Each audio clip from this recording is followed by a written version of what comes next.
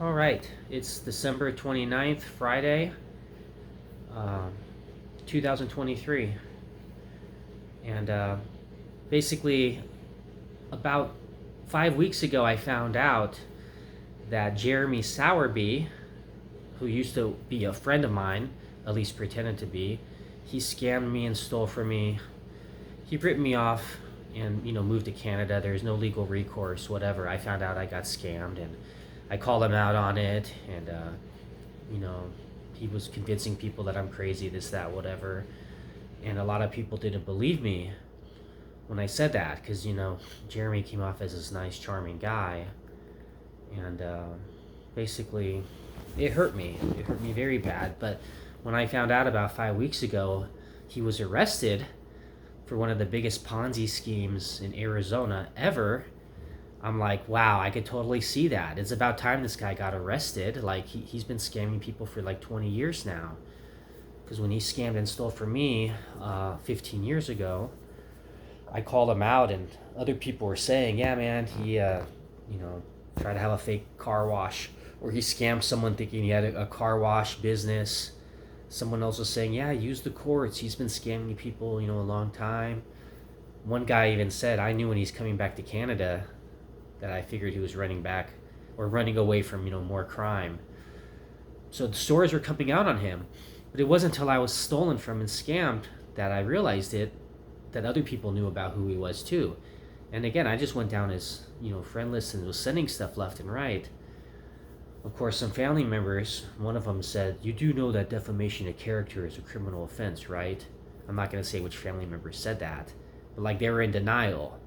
But that's how good this Jeremy guy was. He basically had a big circle of people who thought he was nice, charming, and this, that, whatever.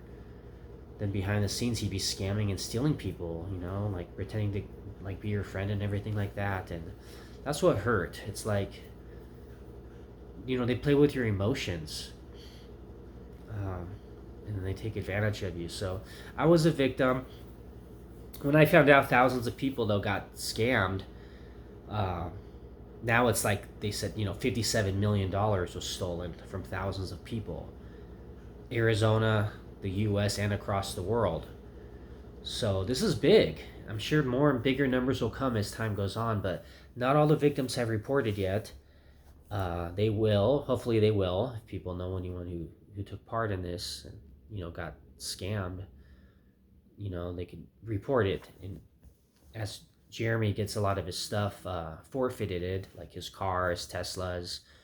I heard he bought a couple Teslas, a Rolls Royce, different houses. He'll forfeit that. That money goes right back to the victims he stole from. That's the best way to approach this.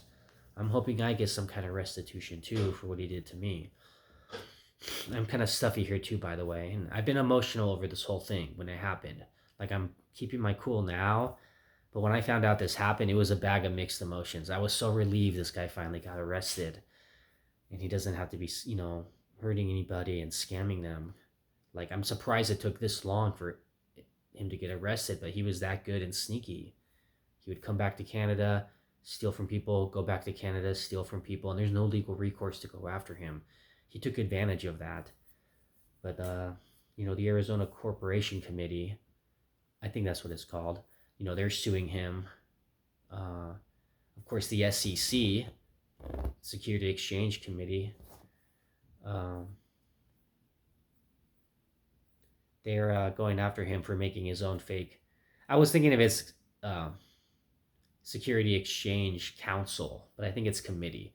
Nonetheless, they're going after him because he made his own fake cryptocurrency and he was making money off of it. So, I mean, they're suing him. He's got 44 counts of wire or indictments of wire fraud, 55 indictments total, many of which are money laundering. I mean, this is some bad stuff. This is some high-tech stuff. This was years in the making or planning. I mean, he convinced people that, they're investing in bit mining machines, and he got a warehouse with plastic containers and wrapped 3D printers around them, making it look like hard drives.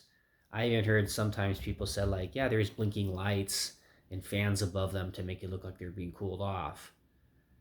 you know, like, but basically tricking people into thinking they're investing in these machines.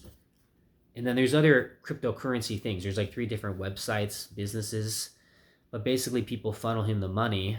He spends it on all this lavish lifestyle stuff, you know? And then when the people go to withdraw their money, it's not there. There's no way to get it. So people think they're investing in crypto, but they're not. And I'm like, this is totally Jeremie. And I remember that guy, man. He got me involved in ACN, multi-level marketing. Um, I didn't want to call out the name, but nonetheless, that's what it is. And it could have been any company, really.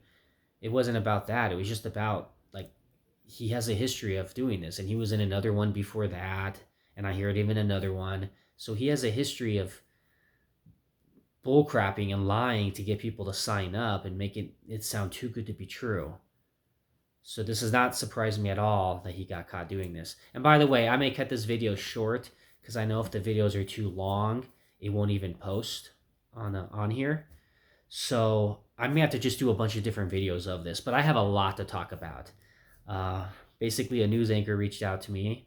I communicated with him, and it was literally like a 5-minute conversation. Maybe not that long, probably like less than 2 minutes, maybe 3. So it was right before work, and this was when I first found out about Jeremie. I was very emotional. I was still in the emotional aspect of it. Like, I remember what this guy did to me. He hurt me. I still feel that psychological pain and damage, to be honest. I mean, that's something and someone I would never forget. So, of course, it brought back a lot of emotion when I found out he got arrested. I'm like, it's about time. But I'm hoping and praying I get some kind of restitution for what he stole from me. I'm too embarrassed to talk about it now. I know you guys can look it up if you want. But, he tricked me. And he ripped me off and stole from me. And he played with my emotions. And I should have thought it out better. But I didn't know what I was doing. I was naive, gullible, and like a lot of people are, I guess, who gets ripped off. But that's what they do. They play with your emotions, and then they take advantage of you like that. And it's just hard. But like I said, thinking he's my friend just to scam me, and I don't know until after I call him out that other people are telling me I got scammed. It hurt. And I have to live with this regret the rest of my life. And it's just very hard for me. And I break down emotionally over it still. Just another reason I haven't been posting a lot of videos on here, to be honest. Like, I just kind of zone out and just try to block it all out. So again, I'm just hoping there's restitution. But yeah, I'm going to have to stop it here. I will definitely make more videos because I obviously am looking at the time. And I'm realizing, I could easily talk about 40, 50 minutes, even an hour on this topic. Seriously, like the nonsense that Jeremie spewed out of his mouth. He believed his own lies, and he was a sociopath. He didn't care who he hurt along the way, and he came off like he believed his own lies, and it's just nonsense. And he totally, again, I could totally see him doing this, so it did not surprise me at all. It's just crazy how I knew this guy, and I crossed paths with him, and here he is, like, getting arrested for the biggest Ponzi scheme in Arizona ever, or one of them, according to, what the news says. And it probably is. I mean, 57 million? It might be more than that as time goes on. Again, I just hope all the victims come out, can come forth, and hopefully, get restitution, because we all deserve it. It's not fun being scammed and being a victim. So hoping for the best, and I will definitely follow this story as time goes on, because I have a personal attachment to it. But yeah, just to keep the video short so I can post these videos. I guess I'll stop it soon. Like I said, I'll just have to make more of these. So, but yeah, I've just been a bag of mixed emotions. That's all. But anyways, I'll leave it at that for now. All right, have a good night.